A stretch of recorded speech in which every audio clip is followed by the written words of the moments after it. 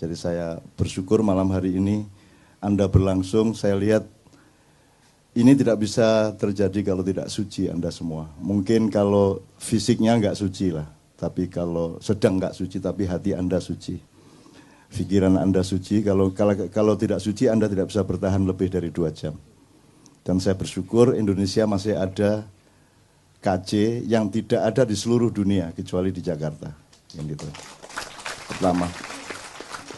Yang kedua gini, dan kafir sama ateis itu nggak sama.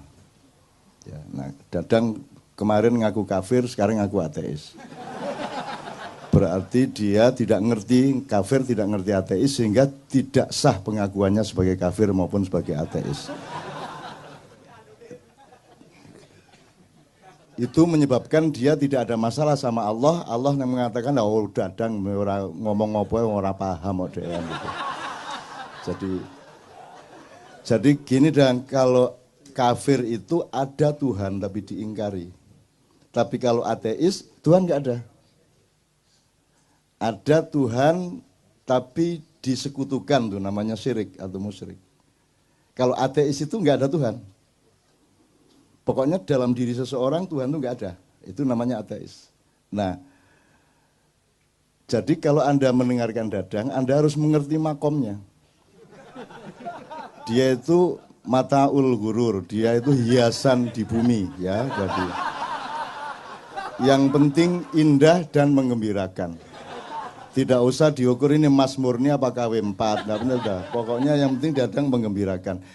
Ada seorang senior ateis juga, senior ateis di Jogja, namanya Pak Azadi Siregar, Bang Hadi, yang nulis Cintaku di Kampus Biru, itu juga sehari-hari selalu menunjukkan, memberi kesan kepada setiap orang bahwa dia tidak percaya Tuhan, bahwa dia bukan Muslim. Justru karena dia sangat Muslim, maka dia menyembunyikan keislamannya. Bahkan dia mengatakan di Katipiro dalam sebuah diskusi, dia mengatakan, kan Muhammad bilang kalau tangan kanan berbuat baik, tangan kiri jangan sampai tahu. Bahkan kalau sholat jangan sampai ketahuan Allah. Dia bilang gitu. Bang ojo banter-banter di obong omahmu, saya bilang gitu kan.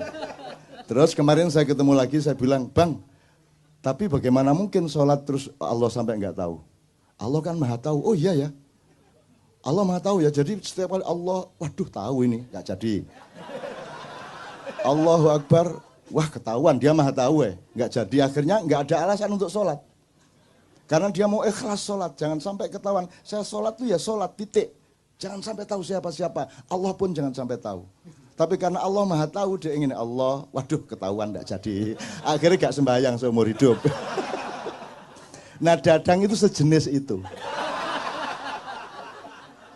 Dadang itu pokoknya cari akal bagaimana supaya Tuhan tidak marah ketika dia tidak sholat, tidak puasa, bilang dirinya demi Tuhan saya ateis, segala macam itu kan tidak akan diterima Tuhan. Dan kamu tidak akan saya akui sebagai kafir, tidak akan saya sebagai ateis. Wong tidak logis sama sekali kamu itu. Ya sudah sana masuk surga kamu, kan gitu. Karena tidak ada alasan masukkan neraka. Apanya yang dosa apanya? Sudah miskin, kurus. Bagaimana mau memberi rizki, orang dia kemana-mana cari rizki kan gitu kan. Ya, tapi tenang dang ya, beres dang ya. Gitu. Jadi Dadang itu hiasan hidup. Anda harus melihat dia sebagai sumber kegembiraan itu pertama. Jadi gini Mas, gini aja. Sebenarnya nanti saya akan ngomong asal kenapa kok ada judul ini. Singkat kata asal usulnya itu Kadipiro, pusatnya Ma'iyah, koordinatornya itu kasih saran. Lingkaran-lingkaran Ma'iyah di Purwokerto, di Pemalang, di Semarang, Surabaya, Jombang, Malang, Jakarta, dan semuanya itu diminta untuk 2 hal. Yang pertama, mengungkap kembali makna sejati dari Al-Quran mengenai jihad dan syahid. Syukur ada istilah-istilah lain, termasuk Islam itu apa, syirik itu apa, bid'ah apa, kalau bisa dielaborasi kembali, karena sudah dibiaskan dan dimanipulir habis-habisan. Nah sekarang Anda tahu orang bilang Allahu Akbar untuk nembak, Allahu Akbar untuk membunuh. Dan sekarang orang juga untuk menandakan Islamnya kan setiap kali kalimat syahadah. Supaya ketok Islam gitu kan. Dan gak karu-karuan. Istri saya Mbak Fia ke Bandung, dijebak oleh temennya ternyata ikut pengajian ibu-ibu. Terus ibu-ibu tanya, loh Mbak Novia tinggal di mana? Di Jogja Bu. Subhanallah di Jogja. Bojoku bingung hubungannya Jogja karo subhanallah itu apa? Tinggal di Jogja kok subhanallah itu loh. Ki podo lah iya. Kok tinggal di Jogja kok subhanallah, itu sama dengan di TV. Ibu kok bisa di depan HI ini, aslinya saya dari Magelang Pak. Luar biasa dari Magelang. Loh dari Magelang kok luar biasa gitu. Di Indonesia ini nanti saya akan ngomong, udah nggak ngerti bedanya permata dengan batu. Udah nggak ngerti bedanya emas dengan kerikil. Ini kunci malam hari ini. Ya kuncinya, tapi nanti dulu. Jadi kita kembali ke subhanallah tadi. Jadi setahu saya subhanallah itu kan mengingat kesucian Allah. Maka alasannya adalah kalau kita melihat sesuatu yang kotor, kita sebut kesucian Allah, kan begitu. Ada orang korupsi subhanallah, karena korupsi itu kotor. Kalau alhamdulillah jelas lah, ada cewek cakep, alhamdulillah, gitu kan, peres, gitu. Padahal melenduk, ya. Gitu. Alhamdulillah, terus engko jadang mana aja alhamdulillahnya gitu kan. Kalau apa Ustaz? Kalau astagfirullah jelas kita menemukan yang kotor dan buruk dalam diri kita, maka kita bilang astagfirullah. Jelas, simple. Alhamdulillah sama. Tapi kalau subhanallah, apalagi Allahu Akbar, itu Anda tidak logis mengucapkan Allahu Akbar kalau Anda tidak terkagum-kagum atau terkejut atau terpana atau tergetar oleh kebesaran ciptaan Allah. Jadi gak iso demo Allahu Akbar. Lah apa ke demo Allahu Akbar? Lah apa rek kok sebut-sebut rek Gusti Allah dari langit ngomong gitu ngene. Lah apa kok sebut-sebut itu Kamu enggak kagum apa-apa kok mau bunuh orang kok Allahu Akbar. Allahu Akbar itu kan tadi terusannya Rabbana ma khalaqta hadza batila. Jadi Allahu Akbar itu puncak perintah Allah untuk meneliti dirimu sendiri, meneliti alam, meneliti kehidupan. Terus kamu menemukan kekaguman-kekaguman luar biasa, ya Allah aku ini sudah mau jual rumah, udah nggak punya harapan.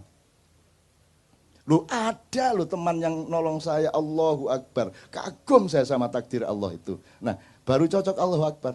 Maka kalau kamu Allahu Akbar, Allahu Akbar, Allahu Akbar, itu kamu disuruh meneliti 1 bulan, maka iktikaf 1 bulan, berpuasa, mengambil jarak dari materialisme, mengambil jarak dari mainstream. Kamu selama berpuasa, akhirnya kesucian dirimu itu menemukan hal-hal yang dahsyat dari kehendak Allah dan ciptaan Allah. Maka kamu tidak sabar untuk menunggu mengucapkan Allahu Akbar gitu.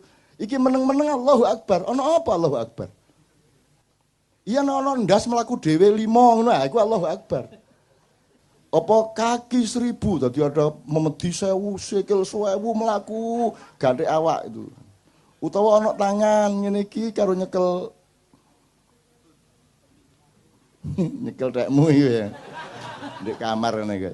Dan seterusnya lah gitu ya. Tapi saya nggak akan berpanjang, tapi intinya kalau kembali ke Mbak tadi, dia kan juga memaksudkan bahwa sesungguhnya Islam itu bukan sesuatu yang tidak bisa mata mengandalkan Islam. Mata diandalkan untuk jadi gini, saya tuh nggak bisa nuduh si teman saya ini kafir, wong saya nuduh dia muslim aja nggak bisa kok saya. Saya nggak punya data apapun mengenai dia. Saya bilang Ustadz muslim aja saya nggak berani kok. Jangankan saya bilang kafir, saya bilang dia muslim pun saya tidak berani. Jangankan dia, aku menyebut diriku muslim pun aku tidak berani. Karena itu prerogatifnya Allah untuk menilai aku ini muslim benar apa bukan. Lah kok saya menyebut diri saya muslim? Saya cuma berusaha. Saya berikhtiar, mudah-mudahan nanti lulus Allah. Lah kok saya ini ngafir-ngafir nanti. Itu namanya kafir. Orang yang mengkafir-kafirkan adalah orang kafir. Kenapa? Karena itu haknya Allah mengkafirkan. Karena Allah yang punya data, punya informasi, punya fakta, dan bisa melihat yang zahir maupun yang batin mengenai Islam tidaknya seseorang. Maka hanya Allah yang layak mengetahui seseorang itu muslim atau tidak muslim. Kalau ada orang mengatakan kamu kafir, itu berarti dia menutupi haknya Allah. Maka dia kafir, menutupi itu kafir. Makanya bahasa Inggrisnya cover bed, ya. Itu diambil dari bahasa Arab. Kafir itu asal-usulnya petani. Petani itu disebut kafir karena pekerjaannya menutupi tanah dengan tanaman. Terus diambil untuk istilah teologi. Jadi kafir adalah orang yang menutupi kebenaran Allah. Apalagi nggak hanya menutupi, tapi mengklaim haknya Allah dipakai oleh dirinya. Itu kafir mu'akkad dan mughaladah. Kira-kira ngono ya, Rek ya. Jadi sekali lagi ya, makanya saya tidak pernah peduli Anda beragama apa. Anda otentik apa tidak gitu, Anda jujur apa tidak, begitu dok saya tahunya. Bagaimana saya tahu Anda Muslim? Apa mergo kupluan? Apa Anda Muslim? Sekarang itu Masya Allah sudah sampai ke situ, kita ditipu selama 500 tahun sampai 700 tahun. Itu nanti kalau ada waktu baru kita omongkan yang 500 tahun, 700 tahun, meskipun tidak perlu eksplisit. Kita saiki ki ono masjid iku ono tulisan yang belum khitan dilarang masuk masjid. Iki aku gak paham, kalau ada hukum kan harus ada prosedurnya. Harus ada perangkatnya, harus ada fasilitasnya. Terus carane ngecek uang wis sunat gurung ku ya apa? Masuk masjid, masuk ruangan. Buka. Akhirnya suwe-suwe pegel, sampun Pak. Gendeng ta iki wong tak iki.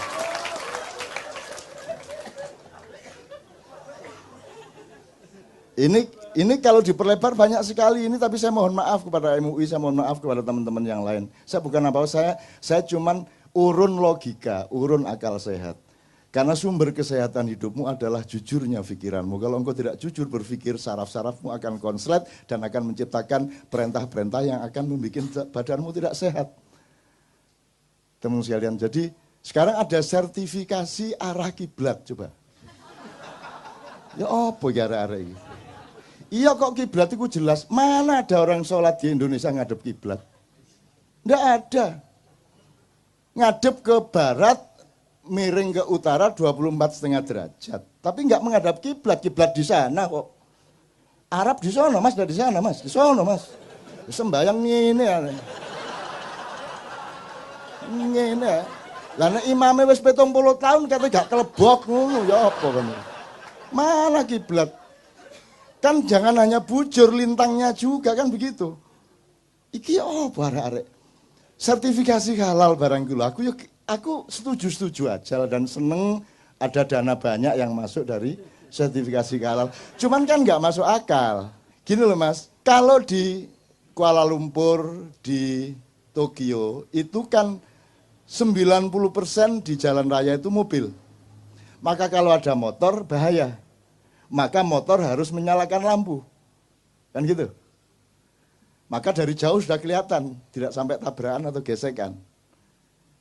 Kalau di Jogja lah motor kabeh. Wah, mentrong sambrek. Ini ngapain dinyalakan? Mestinya yang dinyalakan yang minoritas. Betul enggak? Karena asumsi dasarnya ini mobil semua, kalau ada motor nanti nggak kelihatan bahaya, maka harus pakai lampu.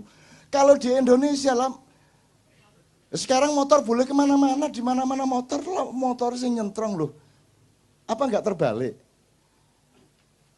Di Amerika mayoritasnya tidak muslim, maka asumsi dasarnya makanan itu haram, maka dibutuhkan sertifikasi halal. Di Indonesia mayoritas muslim, semua makanan relatif halal, maka yang dibutuhkan sertifikasi haram. Gimana sih?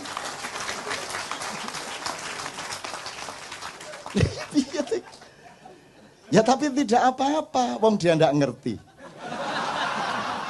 Tuhan bingung, waduh nggak paham. Engkau nyun sewu ketua MUI, kamu kok bikin begini? Kenapa? Kan seharusnya sertifikasi haram, kok halal? Loh ngoten ta?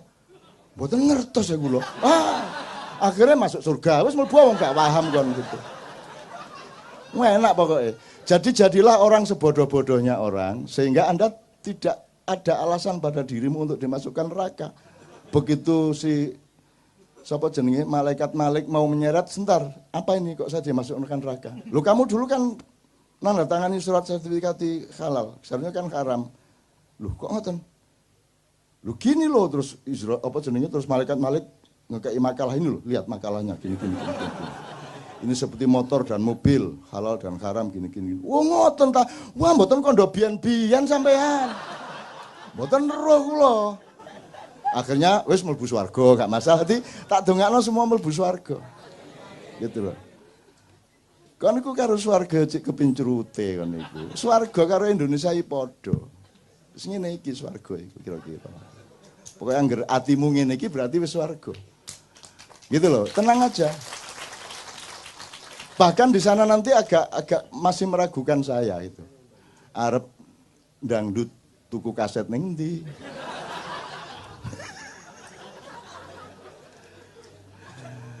Wes nonton TV masa ono siaran TV ndek swarga gitu kan. Enggak, maksud saya itu mbok fokus sama Allah aja. Kalau Anda cari surga mungkin dapat surga, tapi belum tentu dapat Allah karena Allah nanti menjebak kamu. Alah kamu lak cari surga ndak cari aku. Jadi Tuhan malas betul masuk ke surga. Mana kok Tuhan ndak ada di surga ini? Terus karena orang bertahun-tahun kena untuk apa kita di surga tapi tidak ada Allah? Sia-sia ngono kabeh ngomong terus Allah ngangguk teko cendela, lah kon lak ndelok swarga kan ndelok aku. Wah. Salah. Kalau kamu cari Allah, hadiahnya surga. Jadi cari Allah aja. Ruwet itu cari surga itu, ruwet. Udah enggak, cari Allah aja. Nah, oke, saya kembalikan ke kafir-kafir tadi gini.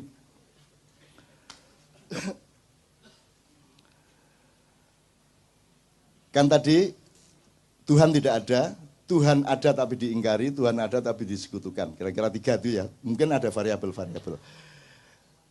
Ketika, ini kan bisa kata benda, kata kayak yang diomongkan Sabrang tadi. Loh teman-teman Kristen ya percaya kok kalau Muhammad itu Nabi kan gitu. Sebenarnya syahadat itu bersaksi apa mengakui? Hakikatnya itu bersaksi atau mengakui? Mengakui toh. Lah saiki kanca-kanca sing jarene non Islam ki ya ngakoni lho nek Gusti Allah iku ya iko ya toh. Muhammad iku ya nabi. Nek menurut Sabrang, nek ngono Islam bisa. Gitu loh. Kan tidak ada syarat Muhammadur Rasulullah, wa Isa Rasulullah, wa Mula gak ada ngono. Zulkifli, Zulkarnain, gak ruwet sadate dawa ngono kok. Nah, syahadat itu formal apa substansial? Substansial. Kalau substansial kan tidak tergantung kamu mengucapkan apa tidak. Sebab kalau harus mengucapkan ini tidak berlaku untuk orang bisu. Mangkel wong bisu.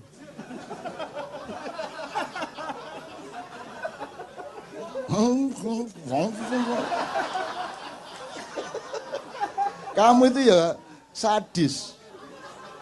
Berdebat yang ndak mengenai tahiyat. Akhirnya saya berpihak kepada orang yang tidak nduting. Dah, mau apa kamu? Karena ndak punya driji. Lah mangkel sih nggak di driji mas. Ngene hari ini.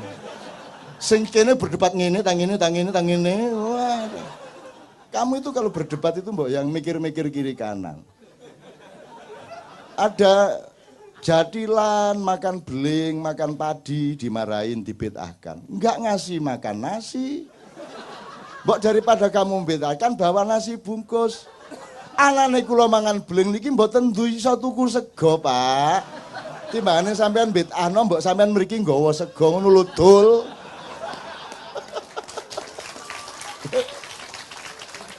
Jadi orang tidak pernah berpikir agama dengan dimensi sosial. Orang tidak pernah berpikir agama dengan dimensi budaya. Orang tidak pernah berpikir agama dengan dimensi psikologi, hati, nurani, perasaan.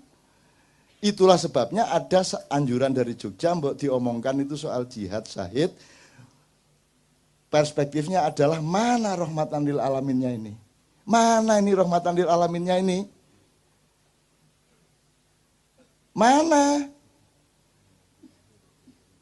Di Timur Tengah sampai Sumba sampai mana rahmatan lil alaminnya mana? Loh kalau Islam bukan rahmatan lil alamin itu terus Islam cap apa? Cap gomek.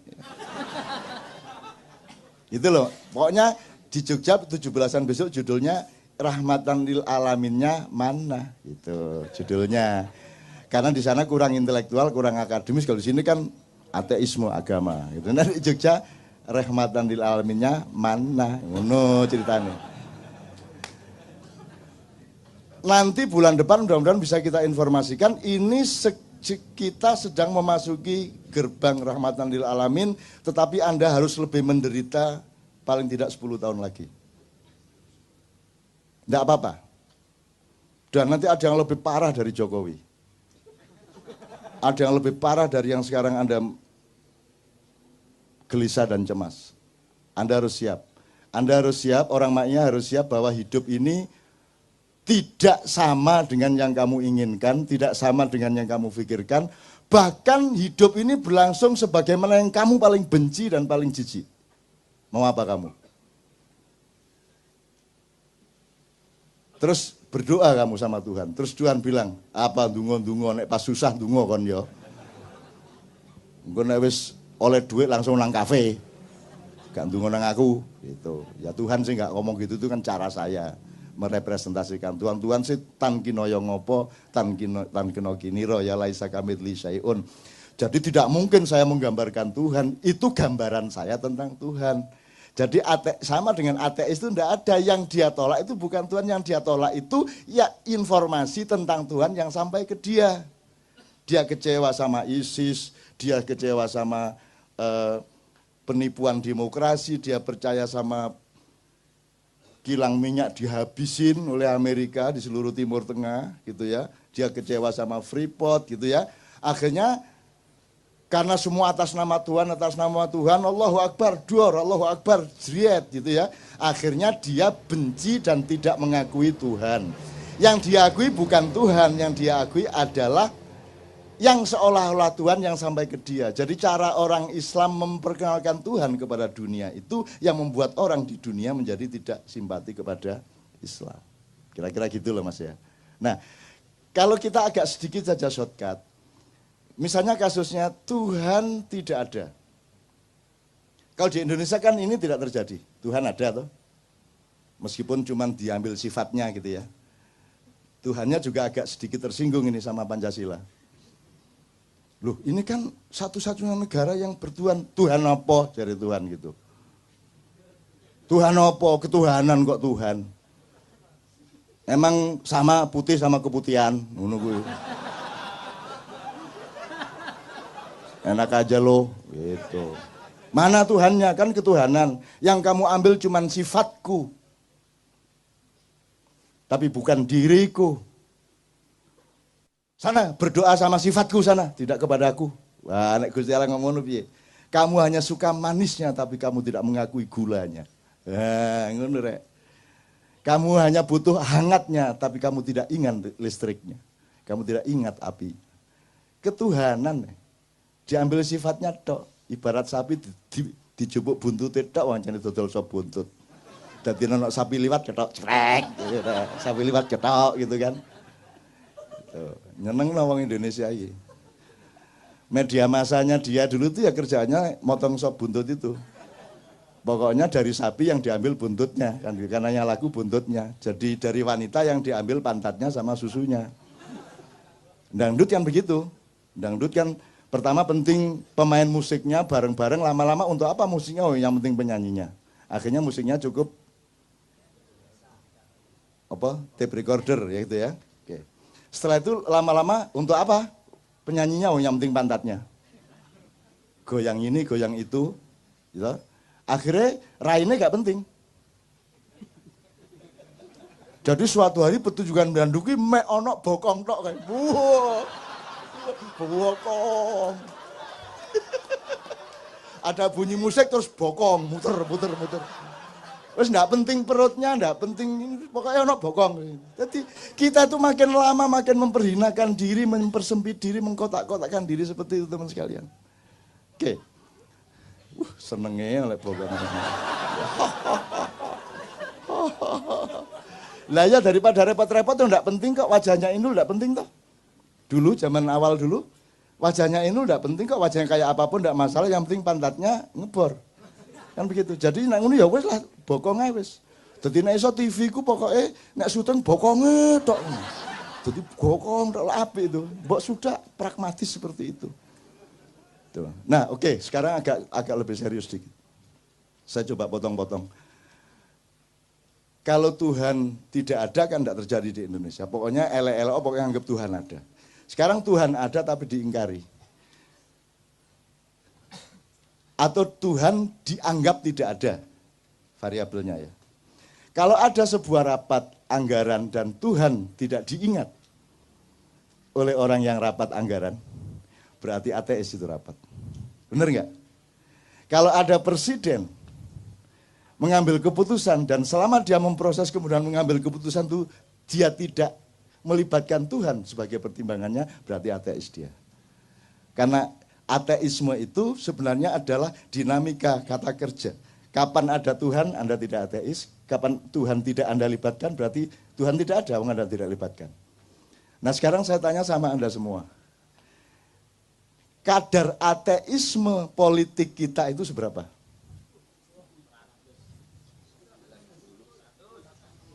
Nah kira-kira ini ya Mas ya. Jadi maksud saya kamu dengan judul ini besok ke Bandung pulang, ke Tangerang pulang, ngelihat dengan mata pandang ini. Oh Tuhan tidak diajak runding, Tuhan tidak dijadikan pertimbangan, berarti ateis. Kan enggak terus jadi orang Islam itu syahadat sekali terus Muslim, ya enggak dong. Gendeng tak? Enggak lah. Tuhan menunggu kesetiaan, karena konsistensi tadi itu. Apapun yang terjadi, Tuhan adalah faktor utama hidup saya. Subjek utama. Makanya sholat itu untuk latihan. Jadi kalau Anda di pasar, di warung, di kantor, Allah di sampingmu. Maka engkau menyebut ilaihi, ya, dia. Tapi kalau Anda sholat, Allah di depanmu, maka Anda menyebut iyaka na'budu wa iyaka nastan, karena Allah di depan kita berhadapan. Nanti ada peristiwa rohania di mana Allah bersemayam di dalam kesadaranmu. Ini kalau diteruskan menjadi thariqat la ilaha illallah, la ilaha illa anta, la ilaha illa ana. Nah, ini bahaya ini, jangan diumum-umumkan. Dadang seneng ini. La ilaha illa ana, la ilaha illa ana, la ilaha illa ana. Jadi Allah sebagai dalam tanda petik pihak ketiga, pihak kedua dan pihak pertama. Itu untuk latihan. Supaya ketika kamu ngurusin kehidupan di pasar, di kantor, di tempat pekerjaanmu, Allah tetap menjadi faktor utama meskipun dia tidak di depanmu, paling tidak dia di sampingmu. Kalau dia tidak di sampingmu, dia ada di dalam dirimu. Makanya konsep manunggaling kawula lan Gusti di Jawa itu bukan raja bersatu dengan Tuhan, tetapi di dalam kesadaran si raja, itu Allah sama hambanya Allah itu menjadi satu. Maka dia tidak berani khianat kepada Allah karena akan mencelakakan rakyatnya, dan tidak berani dia menyakiti rakyatnya karena akan diazab oleh Allahnya. Kan begitu namanya mangununggaling kawulan Gusti. Susahnya Raja Jawa 500 tahun tidak ngerti ini. Karena aslinya mereka bukan Raja Jawa. Nah, tapi kok kapan-kapan. Ini Jogja sedang konflik, keratonnya dan seterusnya. Tapi tentang tidak usah lah, ini masalah kecil lah, masalah kecil. Ini, waduh kalau dibuka ini gawat ini. Pokoknya, tapi kira-kira ngono maksudnya yang itu Mas ya.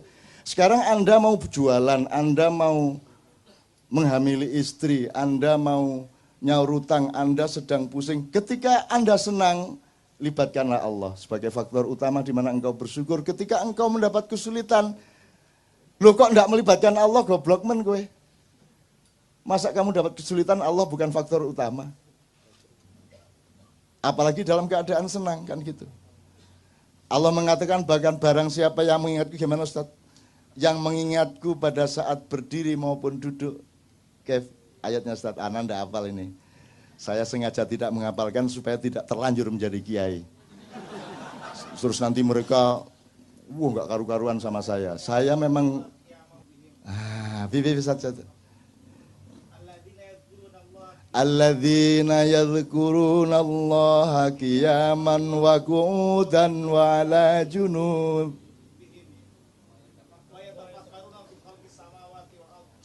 Loh, toh, jadi Anda sekarang tahu toh bahwa yang di panggung jangan dianggap lebih soleh daripada yang di bawah panggung. Jelas ya sekarang? Saya pura-pura enggak hafal hanya untuk membuktikan itu. Padahal ya ora hafal gitu. Jadi ada gunanya orang enggak hafal Quran itu supaya dia rendah hati. Salah satu bahaya orang hafal Quran adalah dia menjadi tinggi hati. Saya tidak mengatakan jelek, bagus. Tapi jangan kehilangan kerendahan hati. Kamu mentang-mentang punya ayat, tahu ayat ini, kamu menjadi tinggi hati. Ini ilmu makyah dasar kok. Orang pinter jadi sombong, orang kaya jadi sombong, orang berkuasa jadi sombong. Sekarang yang paling bahaya, orang alim, orang soleh, hafal Quran, pinter qiraah, ngerti ayat hadis, menjadi